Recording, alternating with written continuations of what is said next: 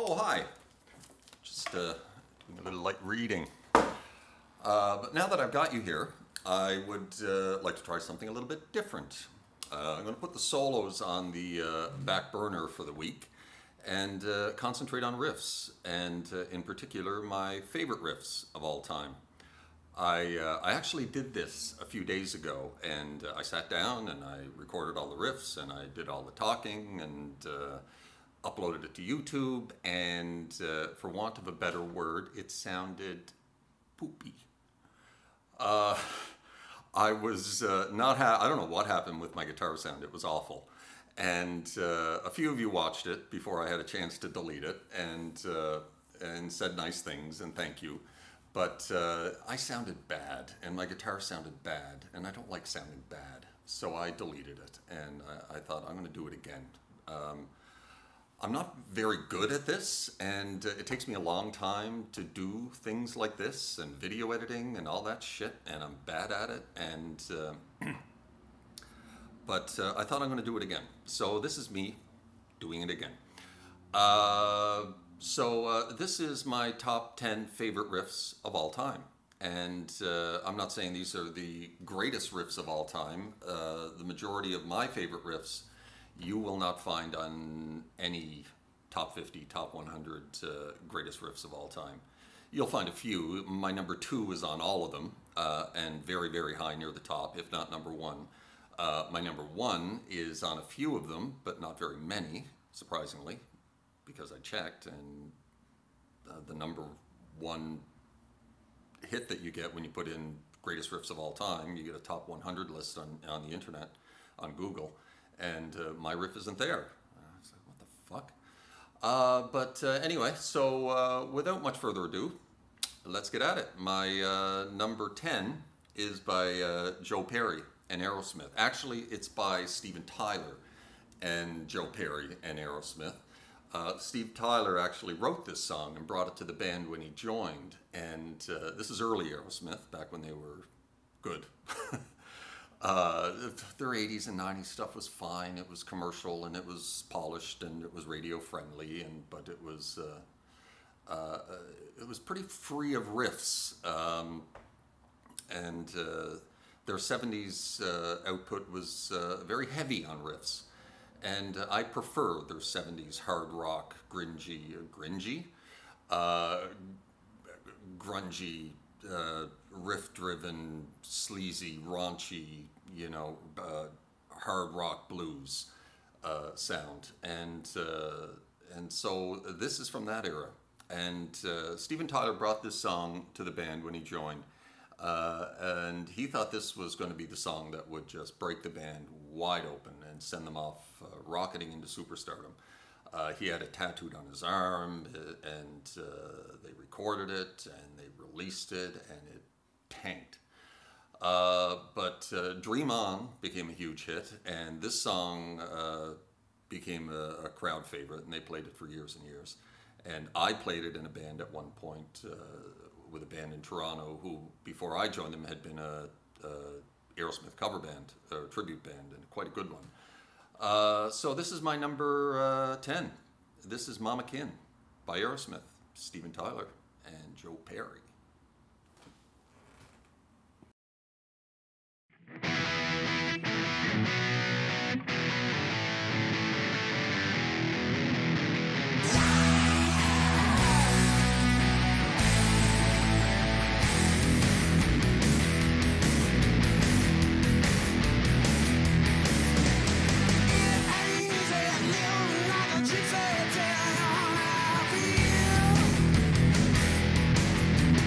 I've been dreaming, floating down the street and losing touch with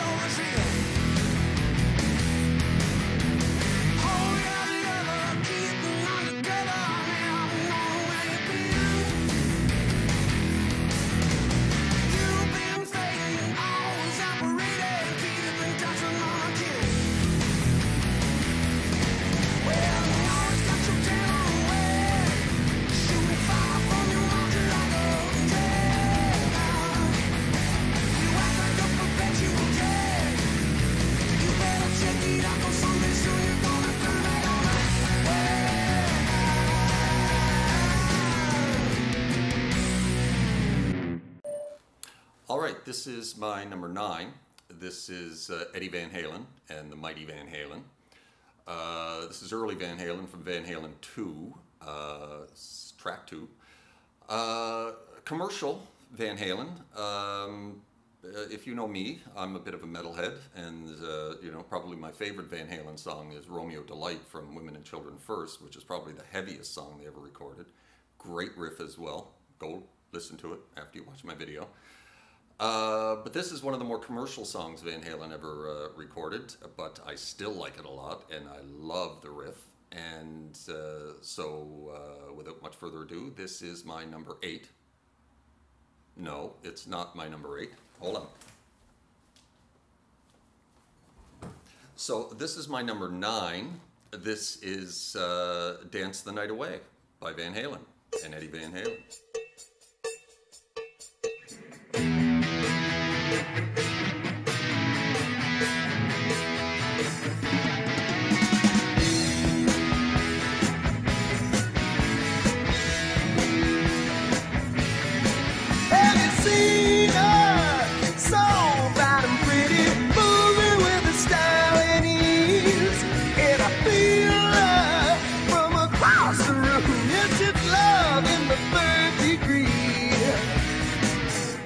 My number 8 is by Jimmy Page and Led Zeppelin. This riff and this song are probably, well, obviously because it's on the list, it's my favorite riff, but this is probably my favorite Led Zeppelin song, even though it's kind of a cover. It's not a song or a riff that you find on many of the top lists of best Led Zeppelin songs or best Led Zeppelin riffs. I had a look online, and it kind of falls somewhere around 30th or 35th best Led Zeppelin song or best Led Zeppelin riff. But it's my favorite Led Zeppelin riff, and it's my favorite Led Zeppelin song. And this is number 8. This is Nobody's Fault But Mine from Presence. Probably their worst album, but great song.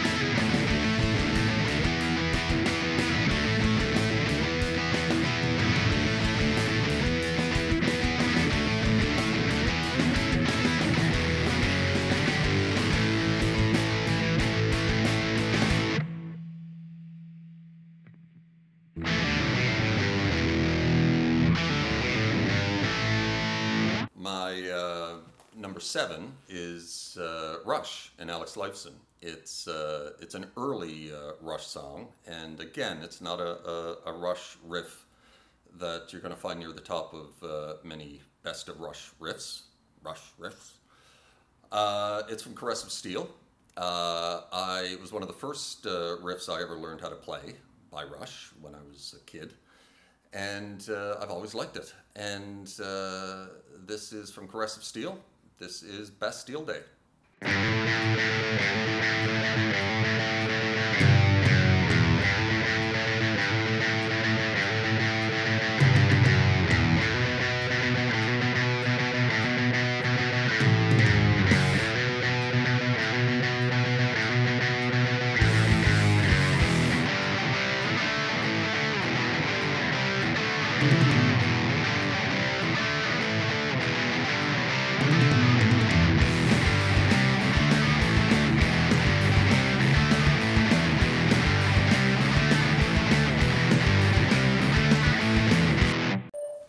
All right, it's time to get heavy with a little metal. Some people call them grunge. I call them metal because they are. Alice in Chains, just a devastatingly heavy riff from Jerry Cantrell. Side one, track one of Dirt. Guitar's tuned down half a step, then it's in drop D. Just a killer riff. It just smashes you in the face when you put that album on, and I love it. This is Them Bones from Alice in Chains and Jerry Cantrell.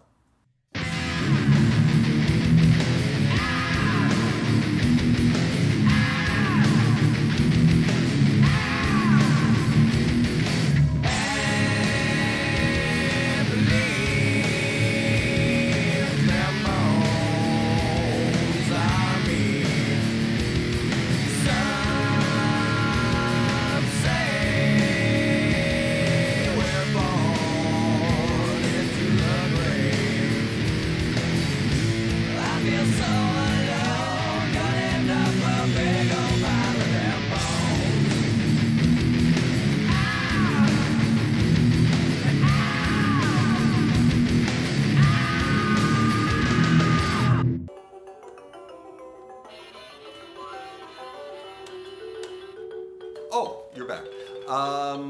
My number five, shut up, Peppa. My number five favorite guitar riff of all time is from Megadeth and Dave Mustaine. My teenage daughter actually taught me how to play this riff.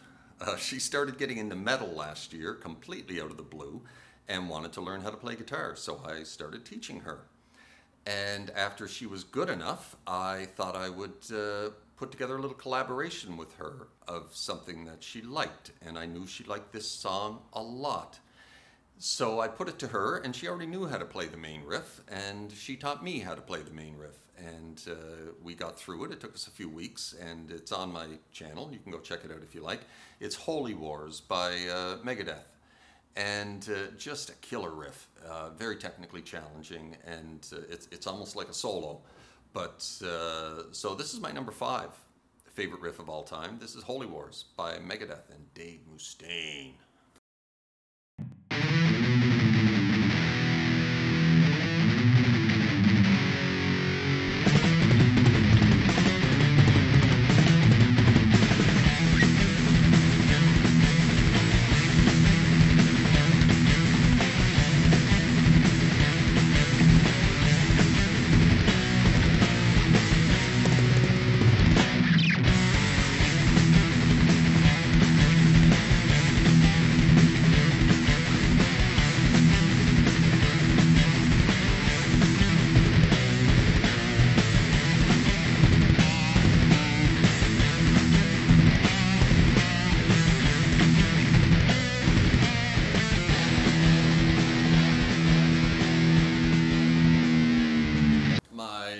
Four favorite riff of all time is from Pearl Jam.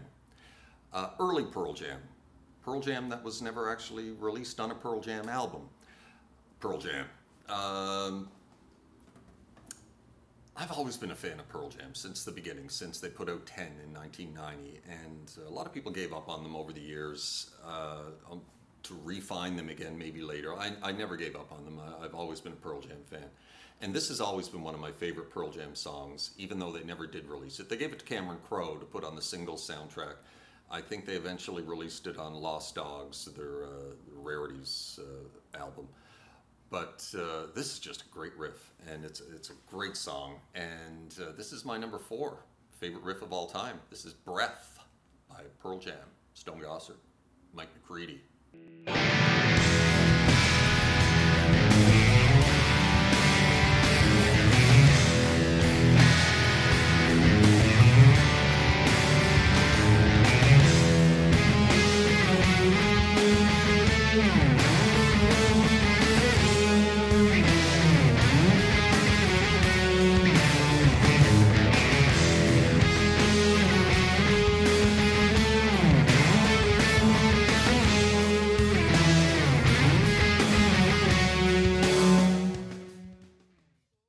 Number three favorite riff of all time is by Eddie Van Halen and Van Halen again.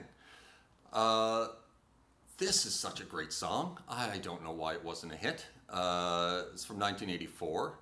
It's a killer riff. It's a great song. That album had so many hits, and this wasn't one of them. It never seems to show up on any of the best riffs of Eddie Van Halen lists, though it should be there. It's just a fantastic riff, and it's probably my favorite Eddie Van Halen riff. And this is Drop Dead Legs from 1984.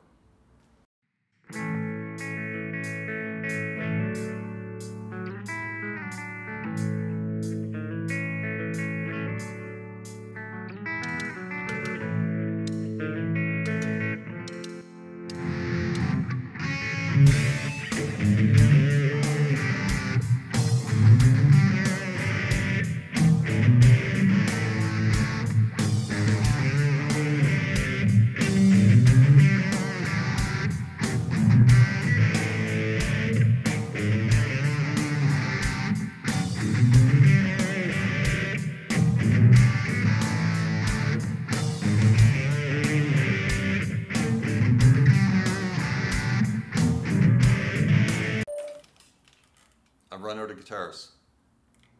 My number 2 favorite riff of all time is the one that you will find on most top 100, top 50 best riffs of all time lists. Probably number 1 or number 2. I think it's probably the greatest riff ever written for rock and roll guitar. Written by a guitar player that I am falling very much in love with. His playing in the past 6 months since I've been doing the top 100 guitar solos. It is a guitar player who does not get credit for this riff enough, and who should. His name is Duane Allman, and sadly he is not with us anymore, has not been with us for quite some time, as he was killed in a motorcycle accident in 1970 something. Eric Clapton gets the majority of the credit for this song and this riff, whereas it was a collaboration between Duane Allman and Eric Clapton. The riff was written by Duane Allman. Duane Allman took it from an old Albert King song and sped it up and changed it around and made it his own. This riff was written by Duane Allman. And, you know, don't get me wrong, Eric Clapton's a fine guitar player, and he wrote Layla, and he played on Layla, and he collaborated with Duane Allman on Layla, but Duane Allman wrote this riff. And this is my number 2 favorite riff of all time. This is Layla, Derek and the Dominos, Duane Allman and Eric Clapton.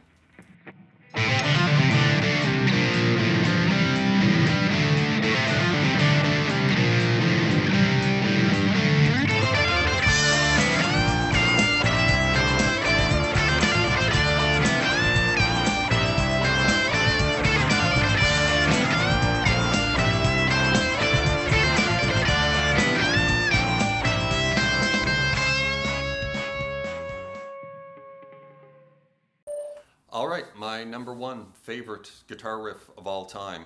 Now I know I said that Layla was probably the greatest guitar riff ever written in the history of rock and roll, but it's not my favorite. This one is my favorite.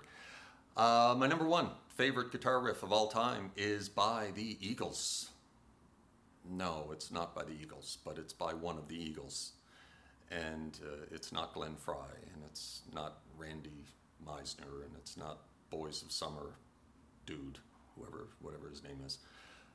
It's by Joe Walsh, and before Joey Walsh, before he joined the Eagles, had a little band called the James Gang in 1970, and they wrote this song, and he wrote this riff called Funk 49.